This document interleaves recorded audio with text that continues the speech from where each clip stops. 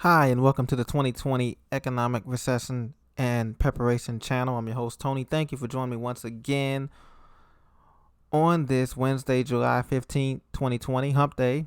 I just wanted to come on and bring you a quick update on one topic and one topic only, and that is what's coming in what's called inflation or hyperinflation. And hyperinflation is something that the Federal Reserve and that many others have been seeking to avoid. But yet, in this crisis, that ongoing health crisis that we're in, and the unlimited money printing by the Federal Reserve Bank has led to Americans experiencing increased prices for the month of June, and also for the current month of July. Now, these increased prices have been felt in gasoline prices and food prices as well. Okay, this is according to CNBC.com, the latest article that came out today. Gasoline, food boost U.S. consumer inflation in June.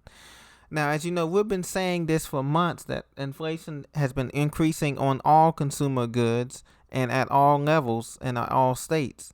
But now it's starting to being felt more at a more rapid pace by consumers.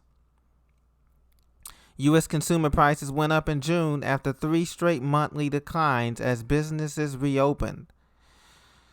The underlying trend still suggests that inflation will remain muted, according to the Federal Reserve, even as the Federal Reserve is injecting even more money into an ailing economy to try to combat or curtail the fallout from this sickness. The Labor Department said on Tuesday its consumer price index increased by 0.06 last month. This is the biggest gain, my friends, since August 2012.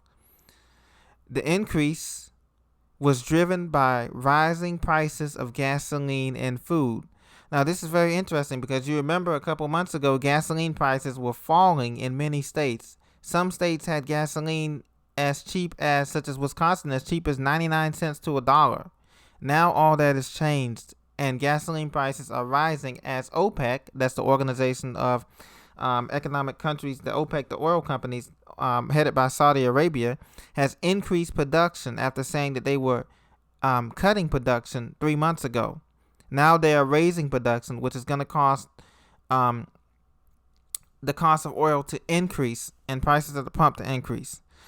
Now, food prices have already been increasing, my friends. And I'm not talking about for those who shop at those mid to premium grocers that we call like Whole Foods or Trader Joe's or Sprouts or whatever type of premium store you have. Food prices have been increasing at everywhere, from Walmart to Target to Safeway to Kroger's to Giants to Bilo to Piggly Wiggly. Wherever you shop at around the country, if you've been noticing certain items go up, such as on produce, meat, dairy, cheeses, that price has gone up weekly. And so your dollar is stretching less and less. You're getting less product on the shelf for more expensive dollars. It's costing you more. Whether you're buying produce, food, medicine, everything is going up in cost. And why is this, my friends? It's because the truth is, the more money you print, the less you devalue the currency, the dollar you already have in your wallet. And let's look at how much money printing we've gotten. Okay, so far, since this crisis has begun, we've gotten most families, American families, have gotten a $1,200 stimulus check, right? They've also gotten an extra $600 if you were unemployed benefits on top of the unemployed benefits you were receiving. In addition to that, there's talk of another stimulus check coming of more than $1,200. This time, they're thinking about raising the check to $2,000. But the catch is that you have to make under $35,000 or $40,000 and some other stipulations.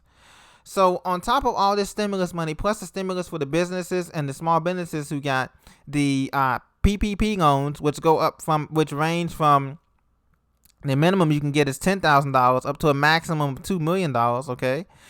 On top of the some individual freelance gig economy, you heard of Uber, Lyft drivers, DoorDash. If you do any type of gig economy, freelance writing or freelance graphic design online, you're eligible for what's called a EIDL grant from the Small Business Administration. That's $1,000 that doesn't have to be repaid. So everybody has filed for that in the month of June and July, and they give that out regardless if you have an LLC or a sole proprietorship. So people have gotten that $1,000. So my question is, Where is the government getting this kind of money to spend on its citizens? Okay, where is the money coming from? Okay, yes, the Federal Reserve is printing up this money, but who is going to pay for this in the future? Yes, our grandkids and everybody's going to pay for it, obviously, through higher taxes that's coming up again. Cities, states, counties, and the federal government is broke. And so they're going to raise property taxes on all of these cities in New York, in LA. As a matter of fact, New York this week, just on CNBC yesterday, my friends, they said that a lot of middle class and upper middle class are moving out of New York because of the taxes, and they're moving into the rural suburbs upstate, up past Albany and all of that, up the Hudson River Valley, because they know that the taxes are going to go through the roof. The taxes have already gone through the roof. In Maryland, in Prince George's County, just outside of D.C., the property taxes, the county commissioner voted to raise property taxes by 3%, 3.5%, okay? So you tell me that's still not going to make up for all the money that they've been printing up and giving out. So there's going to be inflation on property taxes for homeowners. There's going to be inflation on food, on gas, on everything. They're going to squeeze blood out of a stone, out of the regular consumer, to try to make up for this shortfall. This is absolutely devastating to the U.S. economy, my friends.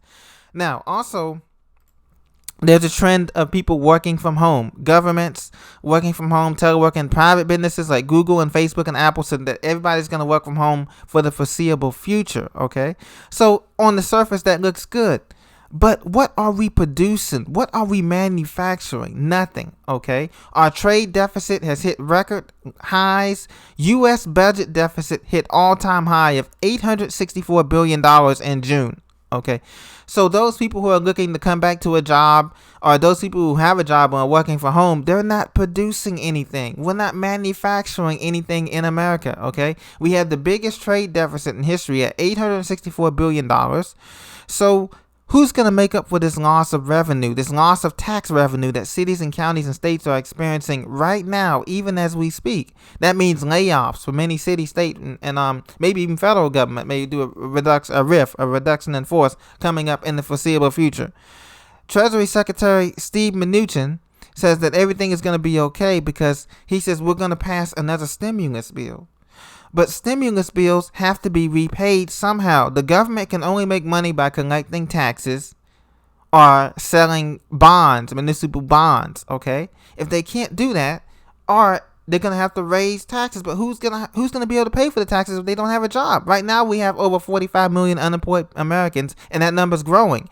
The jobs numbers come out tomorrow. There's going to be another 1.3 million people unemployed.